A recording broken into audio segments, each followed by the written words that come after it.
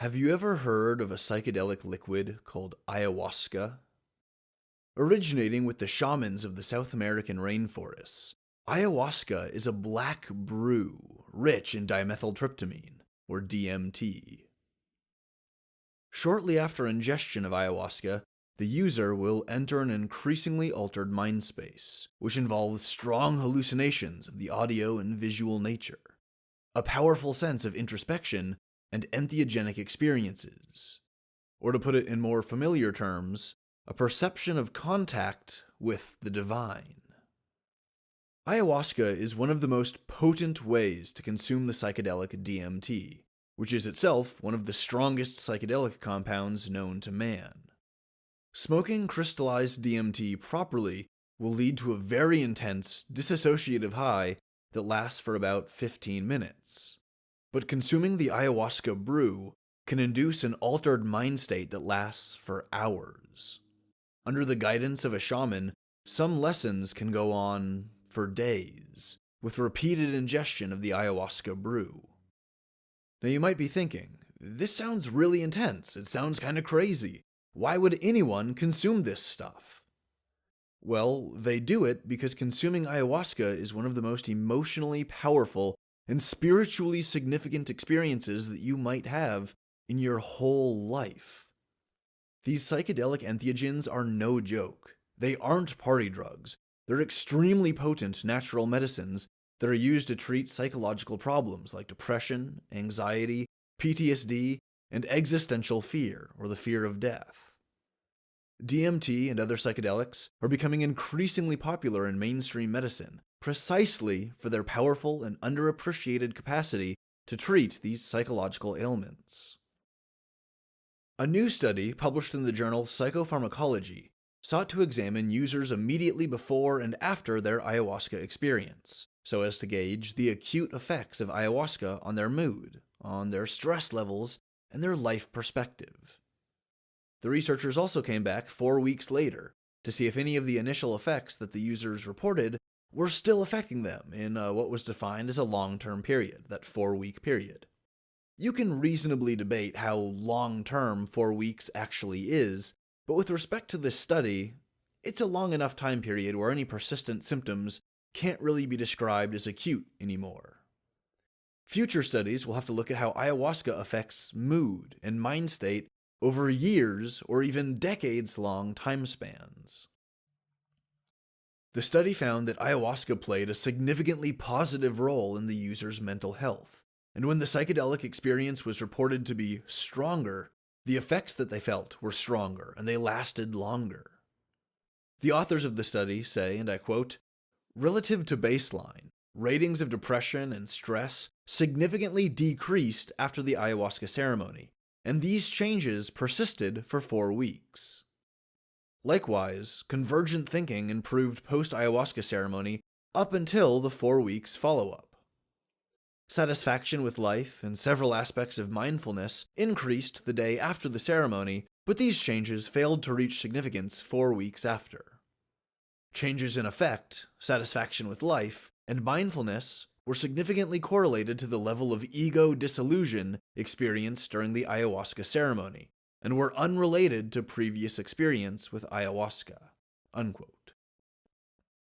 Essentially, ayahuasca is able to help people overcome their depression and anxiety and give them a sense of hope, or purpose, or just a general satisfaction with their life.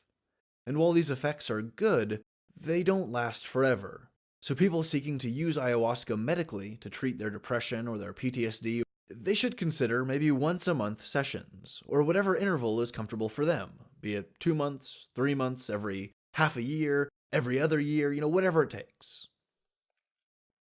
It's also really interesting that they throw ego dissolution in there, because one of the more well-known effects of a powerful psychedelic experience is ego death.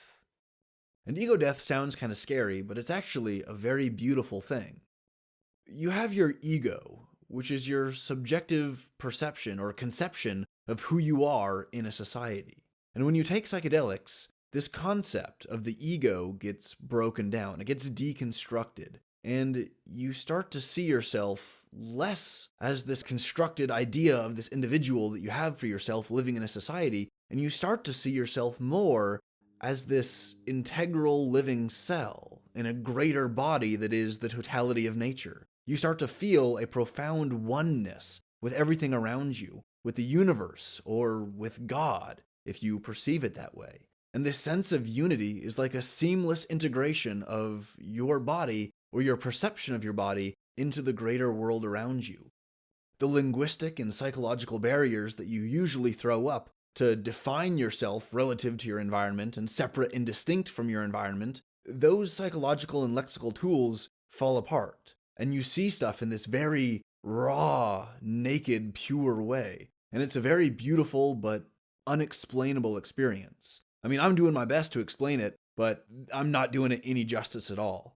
If you really want to know what a psychedelic experience is like, you have to take psychedelics. There's no other way to do it. There's no other way you'll know what that experience is like. And if you want to know what ego death is, similarly, the only really quick way that you can do that is to take a lot of psychedelics. I mean, there are other ways to experience ego death. You can have a near-death experience and experience that existential calm on the verge of death, but that's probably not too fun. That's probably not something you want to do. Another way to experience ego death is to practice meditation. And if you meditate enough, or if you are able to get into a sufficiently peaceful mind state, you can reach what's called satori, or nirvana, or enlightenment. And this is a form of ego death where you see yourself as you truly are on the cooling crust of this planet, in the perpetual now of this eternal, infinite cosmos. Anyway, back to this study. This research also strongly supports an ongoing cultural shift. In the late 20th century, particularly in the 80s, psychedelics were demonized and prohibited. Simply possessing something like 3 grams of psilocybin mushrooms became a felony, and any hint of trafficking basically meant a life sentence. Western governments really cracked down on psychedelics, and they weren't playing around. They made them this really taboo, prohibited substance. It was kind of crazy. I mean, it got to a point where LSD was perceived as a literal satanic child ruiner by suburban moms across the West. And the concept of a psychedelic trip was associated with drugged-out losers and the criminally insane. You know, there's an old rumor that if you take LSD 7 times, oh, you're legally considered insane. And this is all bullshit. It's all fear-mongering. This terrible cultural stigma against psychedelics was and still is an unmitigated disaster, because it ruined the whole idea of psychedelics in the minds of many Westerners for generations, and it made any discussion about them, whether it be medical or spiritual, it was uncomfortable and taboo, and people would sometimes even get overtly hostile because it was such a prohibited subject of conversation. But thank goodness the tide is changing, and psychedelics are surging back into popular culture on a wave of scientific and anecdotal data that supports the notion that psychedelics are very powerful medicines. They're therapeutic. They're better than almost every other drug we have at treating some of the worst psychological conditions, like treatment-resistant depression or PTSD. It's a good thing that we're learning that these substances aren't evil or destructive. We're learning that they're actually extremely valuable medicines, and they can revolutionize how we treat depression, how we treat anxiety and stress disorders, and all kinds of other serious psychological problems. This study is an example of what we can learn and how we can benefit when we replace fear and hysteria with science and reason.